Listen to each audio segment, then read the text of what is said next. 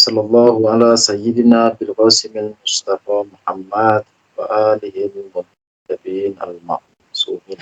La'natullah ala a'daihim ajma'in min al-an ila yaumiddin. Amin ya rabbal alamin. Allahumma kun li walikal hujjat ibn al-Hasan salawatuka alaihi wa ala abaihi fi hadhihi as-sa'ah waliyan wa hafizan wa qaidan wa nasiran wa dalilan wa anan tuskinahu aduka taw'anhu biha tawbat rahmatika Allahumma sholli ala Muhammad wa sebelumnya karena mungkin ini minggu terakhir di bulan Sya'ban ya, Kamis depan itu sepertinya sudah 2 Ramadan. Kapan Ramadan di Indonesia mulainya kapan? Hari Rabu apa? Belum ada info. Kalau pemerintah, biasanya pemerintah itu kan ngikut tanggal aja tuh. Pemerintah tanggal 12, Ustadz. Tanggal 12 itu ke depan dong ya? Ya, hari Rabu. Enggak, malah hari Selasa. Jadi kemungkinan tuh kita, ya benar. Jadi minggu depan tuh malah 3 Ramadan. 2 atau 3 Ramadan. Minggu depan itu 2 atau 3 Ramadan. Jadi minggu ini minggu terakhir bulan Sya'ban. Setiap kaum atau setiap profesi dan setiap generasi istilahnya itu punya waktu khusus, waktu istimewa. Bahkan setiap simbol-simbol yang dilekatkan kepada sebuah komunitas itu memiliki waktu-waktu istimewa. yang dimana waktu istimewa itu dianggap sebagai awal permulaan. Contoh misalnya, kita masing-masing dari kita punya tanggal lahir tuh, hari kelahiran. Ini kita belum masuk nanti ke pengantar. Masing-masing dari kita punya tanggal kelahiran, di mana setiap kita sampai di tanggal kelahiran itu, maka kita akan memulai tahun yang baru. Dan kita masuk di tanggal kelahiran kita, besoknya, jadi hari ini adalah hari terakhir, besok itu kita akan masuk di tanggal baru kelahiran kita. Kan begitu selalu. Di mana biasanya, kalau besok mau hari ulang tahun kita, besok misalnya hari ulang tahunnya siapa? Bu Sundari. Maka hari ini Bu Sundari itu akan merecek kembali apa yang sudah saya lakukan, bagaimana setahun lalu saya, perkembangan mental saya bagaimana, ekonomi saya, kehidupan saya, kesuksesan duniawi saya. Kan itu ditinjau dari segi tanggal lahir. Begitu juga misalnya perusahaan itu ada namanya akhir tahun, ya kan, akhir tahun, di mana nanti di akhir tahun itu maka dia akan mereview dan istilahnya membuka kembali seluruh catatan mulai dari awal pertama start di tahun itu sampai di akhir tahun. Nah itu dia buka semua, dia runut kembali, lalu akan menjadi catatan untuk tahun di mana di mana kelebihannya, apakah sudah sampai pada target yang ditentukan di awal tahun, sampai sejauh mana istilahnya usaha keras yang dilakukan untuk mencapai target itu, lalu hambatan apa saja dan segala macam. Itu biasanya di akhir-akhir tahun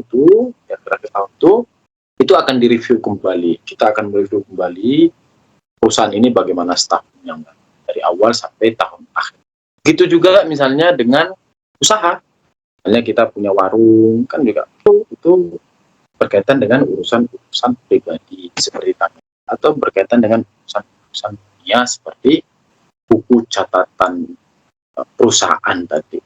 Kita bilang tadi apa? Bahwa segala simbol yang dilekatkan pada suatu komunitas atau segala sesuatu yang dilabelkan kepada manusia itu memiliki waktunya masing-masing.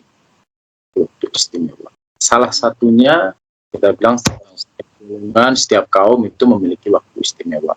Salah satunya ada golongan yang disebut dengan arifin, atau kalau biasa mendengar urafat, mukarrabin. Orang-orang yang seperti ini, para arif billah, insan-insan ilahiyah, arif rabbani, para urafat ini, para pelaku irfan ini, mereka juga memiliki akhir tahun. Jadi mereka punya awal tahun dan mereka memiliki akhir tahun. Mereka memiliki awal tahun dan mereka memiliki akhir tahun. Bagi para urafa, bulan Sya'ban ini adalah akhir tahun. Jadi akhir bulan Sya'ban adalah akhir tahun. Ramadan itu masuk awal baru. Bukan nanti nunggu 1 Syawal. Bukan 1 Syawal itu adalah awal tahun baru, bukan. Awal startnya itu nanti di awal Ramadan. Awal startnya itu di awal. Kenapa awal startnya di awal? Karena nanti di dalam bulan Ramadan itu terdapat Lailatul Qadar istilahnya, atau malam qadar, malam yang sudah ditetapkan, malam yang memiliki ukuran. Lailatul Qadar itu kan artinya ini malam penentuan atau malam pengkadaran. Ini malam pemberian ukuran berapa yang kita dapatkan saham kita dari ukhrawi dan duniawi. Di Ramadan itu, di dalam bulan Ramadan itu terdapat Lailatul Qadar. Di mana Lailatul Qadar ini? Istilah kita kalau dalam perusahaan itu rapat pleno awal. Jadi ketika awal tahun baru, maka kita akan mengadakan rapat komisi dengan dewan direksi. Untuk apa? Untuk menentukan target kita setahun ini apa. Satu, lalu kapan harus triwulan pertama, kedua, ketiga. Itu kan diputusin di rapat pertama. Bulan Ramadan juga. Bulan Ramadan itu nanti ada Lailatul Qadar yang itu di stempel. Istilahnya kamu sampai tahun depan ini. Jadi bagi para urafa itu bulan Sya'ban ini bulan akhir tahun.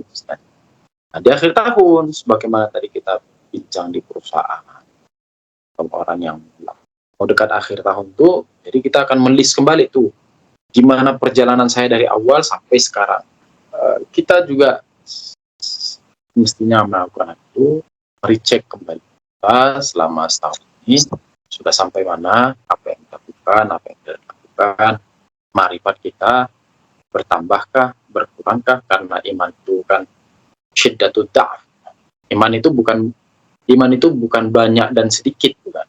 Yani iman itu bukan kuantitatif. Iman itu bukan kuantitatif yang dalam jumlah banyak dan sedikit, bukan. Tetapi iman itu dalam bentuk kualitatif, yakni menguat dan melemah.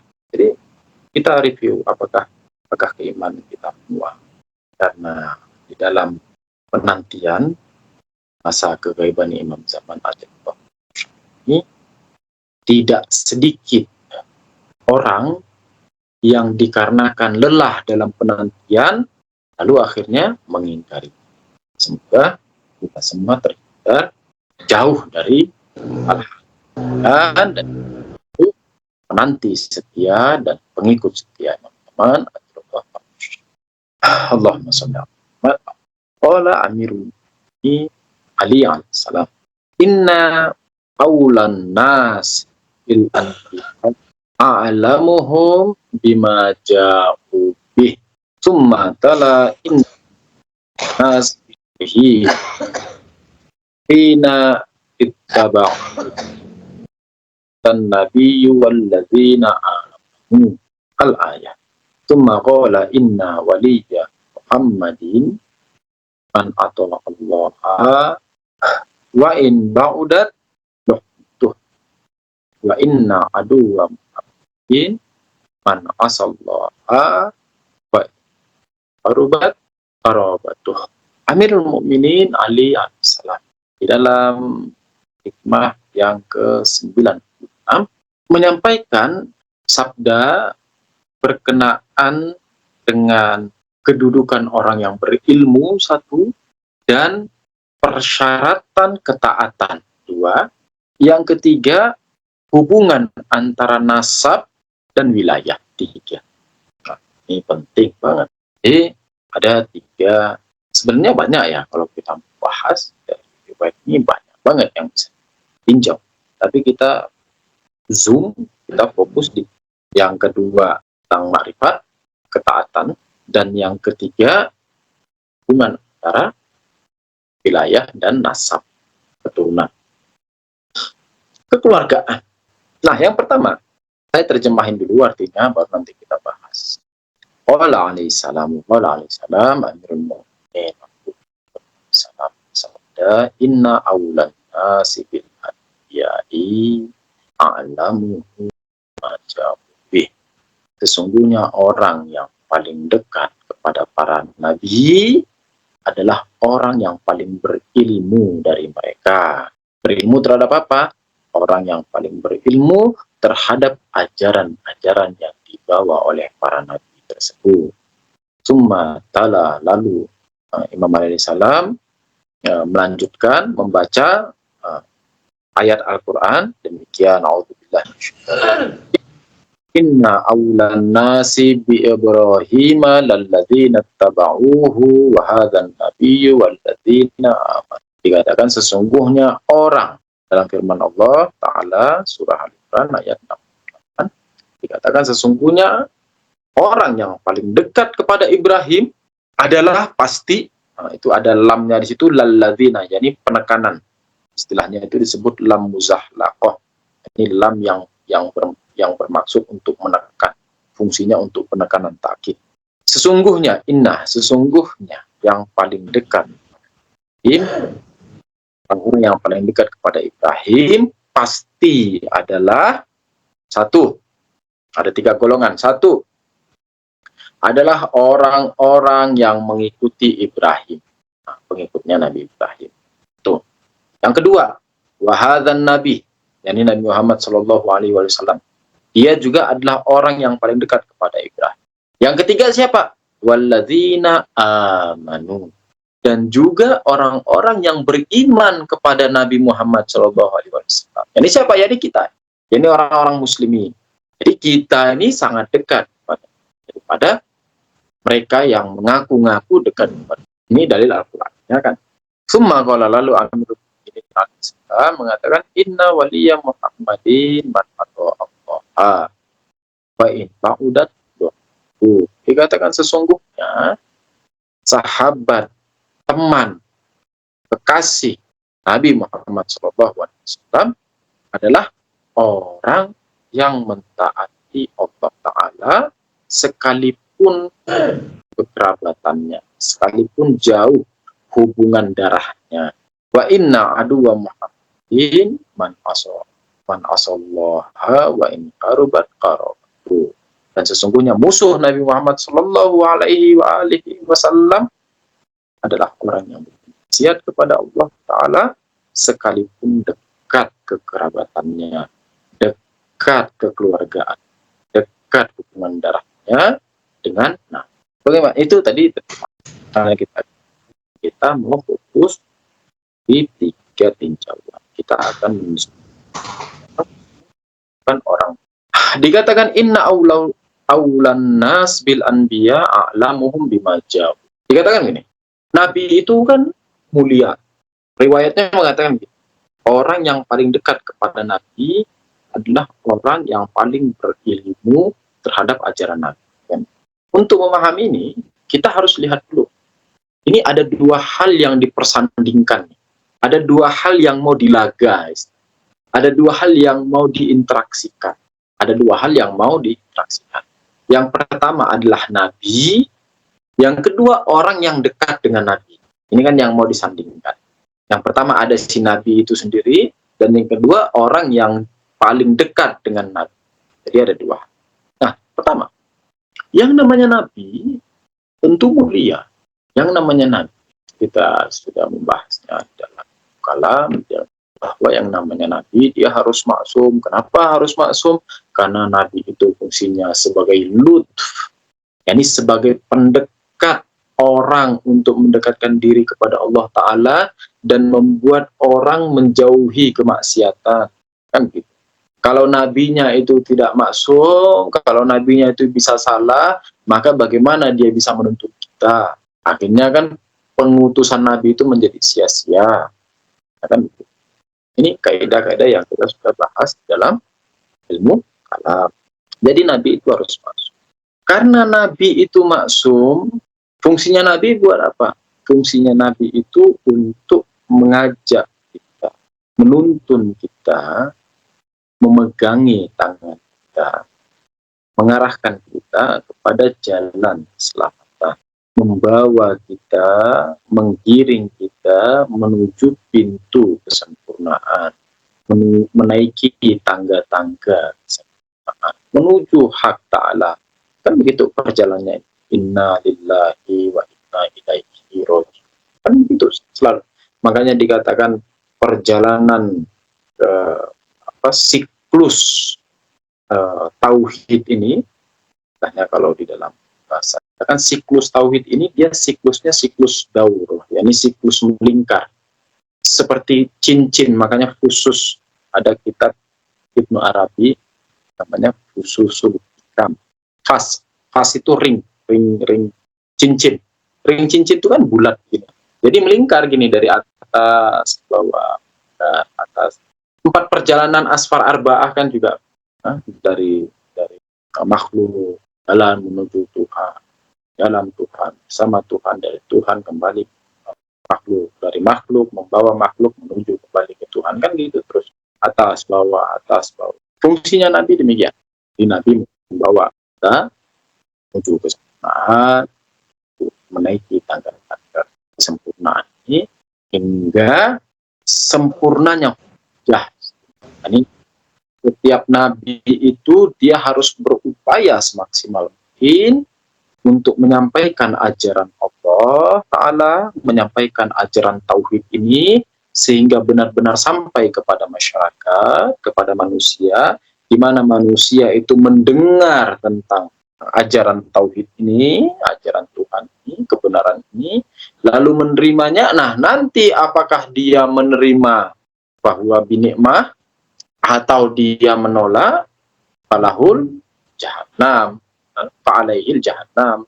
Ini tergantung kepada si manusianya nanti. Yang jelas si nabinya sudah, karena tugas nabi itu mau menggiring manusia, mau membawa manusia, mau istilahnya dikatakan sebagai penggembala.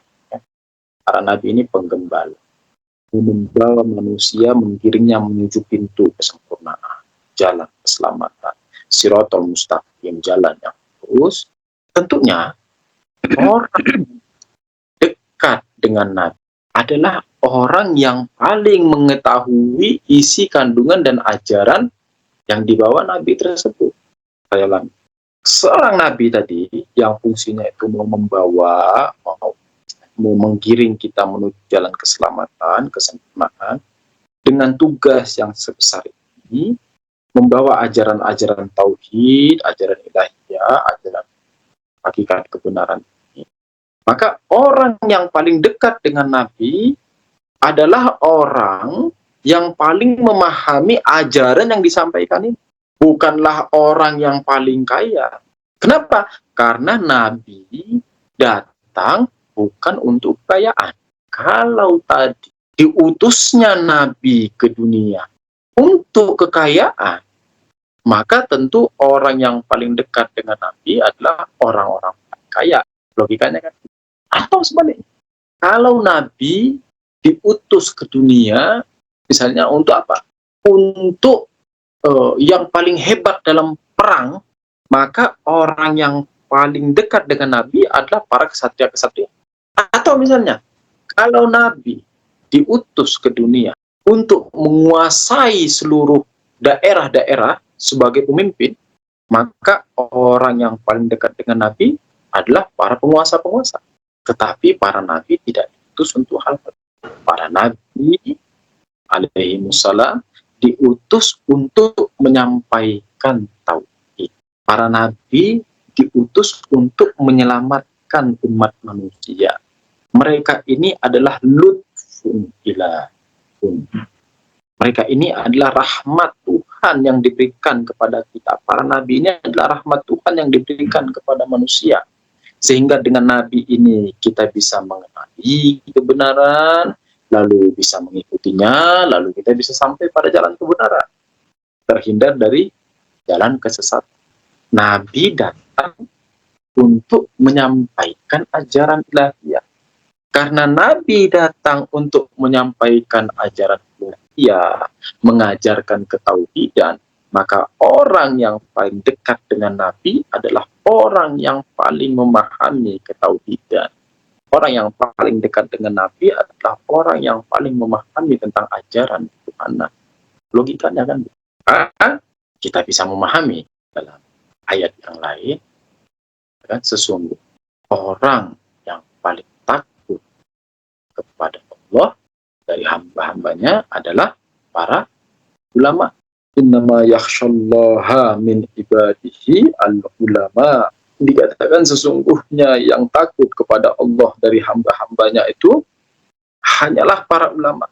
Kenapa? Karena ulama yang ini apa? Ulama yang orang yang memahami ajaran tauhid. Dan ini ajaran yang dibawa oleh Nabi.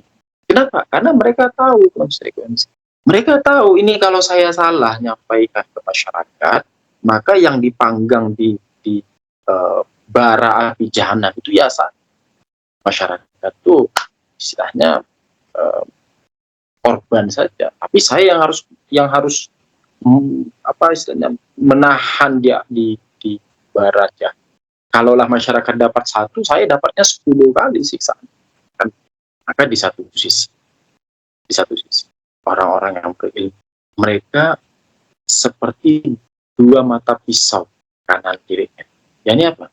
Di satu sisi mereka harus berperan sebagaimana peran para nabi, yakni mengajarkan ajaran dan menyampaikan hikmah-hikmah, menyampaikan kebenaran pada masyarakat, menuntun masyarakat, membawa masyarakat dalam kedamaian, bukan justru membuat perpecahan di tengah masyarakat.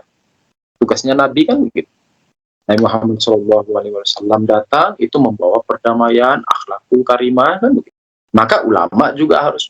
Kenapa? Karena ulama ini warisnya para nabi. Innal ulama dikatakan warasatul anbiya, sesungguhnya para ulama itu waris para nabi. Jadi kalau nabinya itu datang bawa perdamaian, maka ulama juga harus membawa perdamaian. Bukan melakukan perpecahan kanan kiri. Para nabi datang untuk saling membuat orang berbaikan, dari kubu A dengan B itu berbaikan. Maka seorang ulama juga harus bisa membuat, kalau ada konflik antara ikhwan sesama Syiah, itu harus diselesaikan, didekatkan, bukan justru dibesar-besar. Ini yang saya katakan seperti 2 mata pisau. Di satu sisi, ketika seseorang menyandang ulama, dia memiliki ilmunya, maka dia harus berperan sebagai nabi di tengah masyarakat. Namun ketika mata pisau yang kedua, ketika dia tidak melakukan hal itu, maka masyarakat bukan hanya memandang dia itu sebagai ulama yang rusak bukan. Tetapi masyarakat akan mencemooh agamanya. Lihat tuh Islam tuh ulamanya. Lihat tuh orang Syiah ulamanya. Lihat tuh orang Syiah ustaznya saling perang. Ini 2 sisi mata pisau. 1 titik fokus yang kita bisa di kedudukan orang yang berilmu, di mana orang yang berilmu terhadap ajaran tauhid. Yang kedua tentang ketaatan kepada Allah Ta'ala. Jika kita melihat matan riwayatnya, dikatakan inna awlan nasi bi Ibrahim lalladzina taba'uhu wa hadzal nabi walladzina amanu. Lalu setelahnya tsumma qala inna waliya Muhammadin man Allah. Setelah membahas tentang orang yang paling dekat dengan Nabi, siapa yang paling dekat dengan Nabi? Adalah orang yang paling berilmu. Oke. Nah, untuk menjelaskan tentang hal ini, beliau menggunakan ayat. Ayatnya dikatakan orang yang paling dekat dengan Ibrahim adalah orang yang mengikuti Ibrahim. Pertanyaan, kapan orang bisa mengikuti? Orang bisa mengikuti kalau sudah tahu. Saya mau ngikuti si Fulan, tapi saya tidak tahu si Fulan siapa. Lah kan saya mau ngikuti si Alif, tapi saya tidak kenal Alif siapa. Saya tidak tahu yang dibilang Alif apa. Saya tidak tahu Alif ini mau ngajak saya kemana, terus saya ikuti. Lah kan saya bodoh. Lah kan saya gila juga. Kalau saya mau ngikuti Alif, kan saya harus tahu dulu ini Alif siapa. Dia ngomong apa, dan dia mau bawa saya kemana. Nah, baru saya ikuti. Maka syarat dalam mengikut adalah pengetahuan, ilmu. Syarat mengikuti adalah berilmu. Nah, setelah punya ilmu baru kita mengikuti. Ketika kita mengikuti, maka kita menjadi taat.